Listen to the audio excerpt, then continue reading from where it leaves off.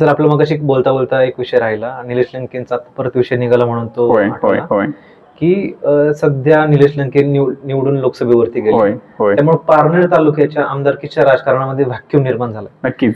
तर सर्वांपुढे सध्या खूप एक इंटरेस्टिंग प्रश्न आलेला आहे की निलेश लंकेनंतर निलेश लंकेच्याच पारनेरमध्ये कोण? या प्रश्नाचं उत्तर या क्षणी तरी नाही आहे, असं आहे. मग पोकळी आहे ही मान्य करावं लागेल. निवडणुका तर एक 3-4 महिने अक्षरशः पोकळी आहे. म्हणजे आता जी चर्चा सुरू आहे वर्तमानपत्रांमधून जी नावं पुढे येत आहेत त्यामध्ये अगदी जर ठरवलं, म्हणजे असं घडलेलं आहे पहा की विधान परिषदेच्या अनुषंगाने मी सांगेन या बाबतीमध्ये कपिल पाटलांनी त्यांचं 62 वय झाल्यानंतर त्यांनी स्वतःहून ठरवलं की आपण थांबलं पाहिजे, शिक्षक मतदारसंघातून आपण निवडणूक लढवायची नाही. पण त्यांनी जो पर्यायी उमेदवार दिला त्याची पोहोच लोकांपर्यंत नव्हती, त्यामुळे तो उमेदवार पडला. आणि मुंबईमध्ये शिवसेनेने ज्या पद्धतीने आपला उमेदवार निवडून आणायचे यासाठी प्रयत्न केले त्याचाही भाग आहे. परंतु विधिमंडळातलं फडणवीसांचं भाषण जर ऐकलं तुम्ही, कपिल पाटलांना निरोप देताना ते असं म्हणतात की कपिल पाटील जर स्वतः उभे असते तर ते विजयी झाले असते, ती जागा त्यांना मिळाली असती, लोक भारतीला ती जागा मिळाली असती.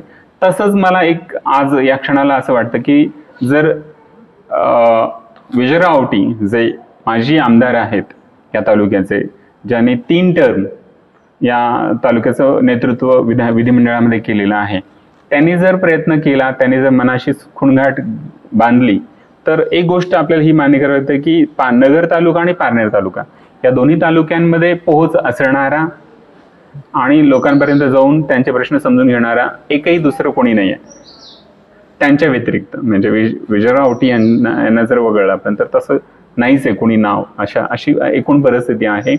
आणि लोक स्वीकारतील की नाही हा एक वेगळा अँगल आहे. त्या व्यक्तीला जे आपण आमदारकीला उभं राहू म्हणून प्रयत्न करतायत त्यांची पोहोच सर्व दूर नाही आणि लोकही त्यांना स्वीकारतील की नाही याच्याबद्दल सुद्धा शंका आहे. त्यामुळे प्राप्त परिस्थितीमध्ये तर मी असं म्हणेन की औटींनी जर निर्णय घेतला पुन्हा राजकारणात यायचं तर त्यांना यश मिळण्याची शक्यता जास्त आहे. राणी लंके जर समजा राजकारणात त्यांनी यायचं ठरवलंच तालुक्याच्या तर त्यांना यश मिळेल? नाही, जे मुद्दे घेऊन निलेश लंके खासदारकीपर्यंत गेलेत तो मुद्दा हाच आहे की एकाच घरात सत्ता किती द्यायची आणि तोच मुद्दा तिथे मग निगेटिव्ह जातो. राणी लंके जर उभ्या राहिल्या तर महिला मतदारांचं मत मिळेल तालुक्यामध्ये, कारण म्हणजे देवदर्शनासाठी ज्या पद्धतीने 5 वर्ष त्यांनी मोहीम राबवली त्याचा इम्पॅक्ट त्यांना फायदा मिळेल. पण युवक किंवा आपण पाहतो की अमेरिकेच्या निवडणुकीमध्ये सुद्धा हा मुद्दा गाजला. डोनाल्ड ट्रम्प यांच्या निवडणुकीच्या काळामध्ये हिलरी क्लिंटन निवडून येतील अशी परिस्थिती असताना ट्रम्प यांनी एक वेगळं कार्ड वापरलं पौरुषत्वाचं आणि क्लिंटनचं नाव मागे पडून डोनाल्ड ट्रम्प निवडून आले. तसं कदाचित यांच्या बाबतीत होऊ शकेल आणि यशस्वी होण्याची शक्यता त्या दृष्टीने थोडीशी धूसर होते. आणखीन एक नाव सध्या तालुक्याच्या राजकारणामध्ये तरुणांमध्ये खूप पॉप्युलर आहे. होय, विजय सदाशिव औटी. हो, मग हे विजय औटींना त्यांच्यामध्ये तेवढी पॉलिटिकल पॉवर आहे की ते निवडणूक लढवतील पण उभे राहून आणि निवडून पण येतील? आता मी राज्यशास्त्राचा अभ्यासक या नात्याने जेव्हा पाहतो तर पारनेर शहरापुरतच त्यांचं नाव सीमित राहिलेलं आहे.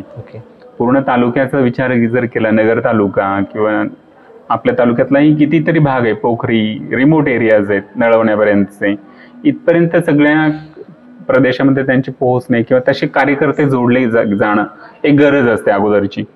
तशी यंत्रणा त्यांची विकसित झालेली नाही आहे, हे आपल्याला मान्य करावं लागतं. निश्चितपणे. आणि येत्या 4-5 महिन्यामध्ये निवडणूक होतीलच, त्याचे निकाल लागतीलच, त्यावेळेस कळेल आपल्याला नेमकं अगदी.